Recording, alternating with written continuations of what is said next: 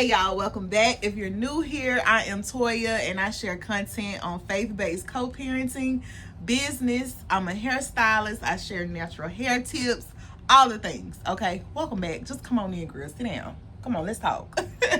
So today I'm going to be telling y'all about my dating app journey. And baby, it was a journey indeed. I thought I was going to get on there and just meet some people, get to know some folks, maybe possibly run into my Mr. Right. My Mr. Real Right. Okay, let me say that. And I learned more about me than anything. I was not expecting my dating app journey to be this whole self-discovery experiment, but that's exactly what it was. And I'm going to tell you why. So the first thing I learned from my dating app experience was like, don't just pick somebody because they picking you. In the past, I can't say that I would pick somebody just because they picked me. And whatever I didn't like about them, I would kind of like, oh, we can work on that. We can fix that. Oh, I can give it some time. I don't want to be rude. I don't want to be mean. Well, I don't want to hurt his feelings. So he picked me. So therefore, I can work through whatever I don't like about him. Yeah, no, absolutely not. So that's one of the main things that I really kind of processed as I was on the dating apps. Like, I need to not do that, because just because he picks me doesn't mean I should want him, right? I deserve to pick too. I don't always have to be the one getting picked. I want to be the picker sometimes. Matter of fact, I want to be the picker all the time because this is my life that I'm creating, right? God is the ultimate picker. Let me just say that though. Let me go and get that out the way. Let's not be confused. But y'all know what I mean. In that, I also learned to choose people based off compatibility, not just because of convenience. He may be consistent in texting, but I don't really like where he is in his faith. He may be willing to plan dates and show intention, but he's not with my abstinence journey. You see what I mean? It's like the conflicting, you got this, but you don't have that. And that is extremely important. So that's one of the very first things I learned. Don't just pick somebody because they picking you. Do you really want to pick them? The second lesson I learned was it's okay to tell somebody, it was nice meeting you, but I don't think you're my person. And that's okay. That doesn't mean they're not a great catch. That doesn't mean they're a bad person. But it's just like, yeah, no. It was nice meeting you. I enjoyed having that conversation with you or sharing a meal with you. But no, I don't think you're it for me. And you deserve someone who really thinks you're it for them. And I had never learned that previously. That lesson, being able to say it's nice meeting you, but no thanks. It really cuts out ghosting. Like, I cannot stand ghosting. Ghosting is so childish to me. And it's really ungodly, to be honest, because we're all made in the image of God. We all deserve respect and honor on some level, even if we're not in a relationship with somebody. Just strictly off them being a person, they deserve respect and honor. And to me, ghosting is just disrespectful. It's not honorable. It's mean. Because be adult enough to tell a person, yeah, I'm not really feeling the connection here. So, it was nice meeting you, but I don't want to waste your time. And we have to put out the type of energy we want to receive back. And I don't want anybody ghosting me. So I'm going to tell you the truth. I'm not feeling the chemistry. Or we're not compatible in this area. Or abstinence is really important to me. And I need it to be just as important to you in order for us to date. I had to tell a guy that once. And he was like, well, I'm willing to give it a try with you.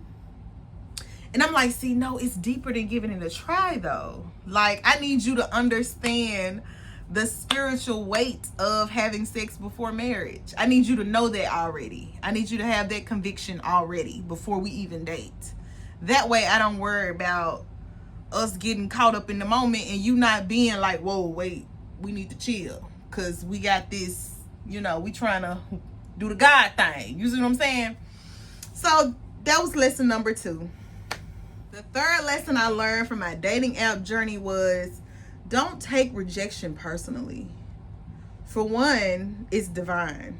Rejection is divine. You can't tell me it ain't. Like, it's God sent. For somebody to reject you, that is like divine protection. And I'll be 10 toes down about that. That's divine protection. I did not take it personal. Initially, I did. I'm not going to say I didn't always. But initially, when I first got out there, I took the rejection like, wait, did I do something wrong?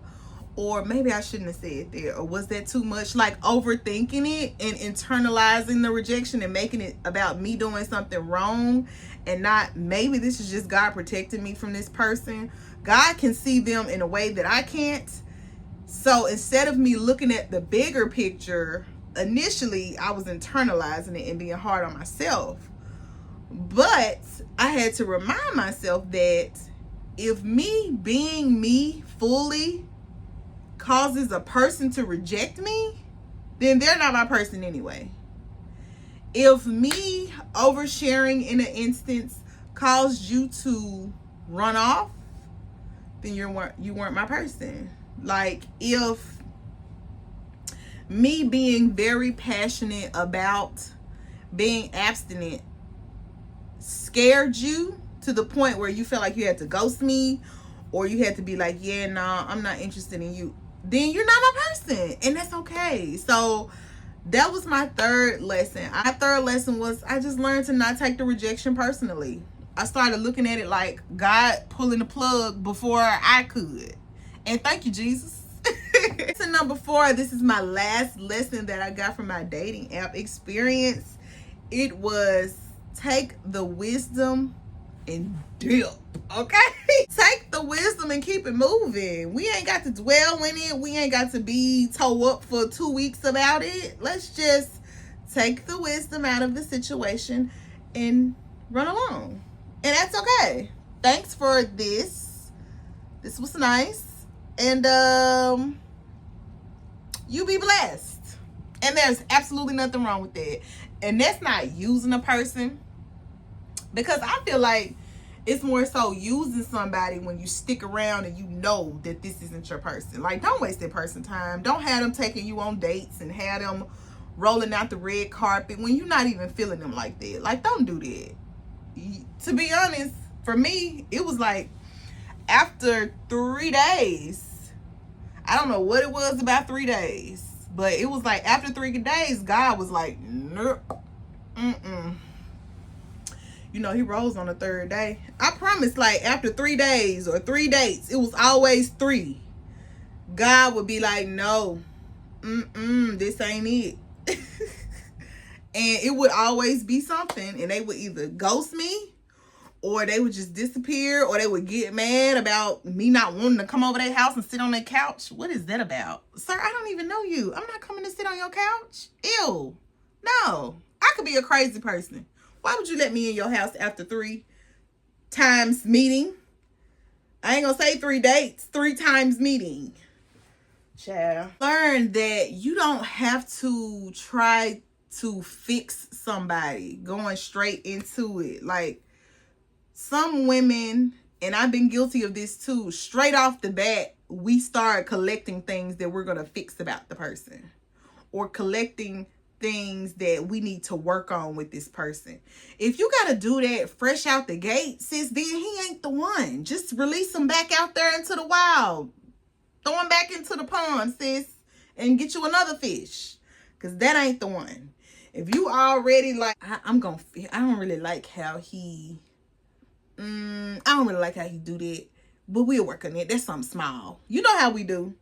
Well, that ain't really big, so we can work on it later. Like, no. Be completely yourself. Lead with authenticity. Watch him be whoever he's being, because they pretend. They wear masks. They show up as all these different characters.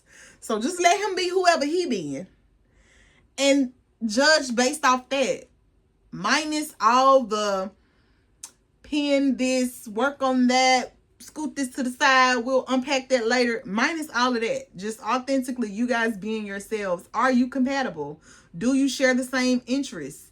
And it's okay if you guys don't share the same interests, but can he respect you having different interests than he does? Is he gonna slick throw jabs at your interests like, what? You like the paint? Red flag. No, I'm gonna go head out. I'm gonna go head out. Yup.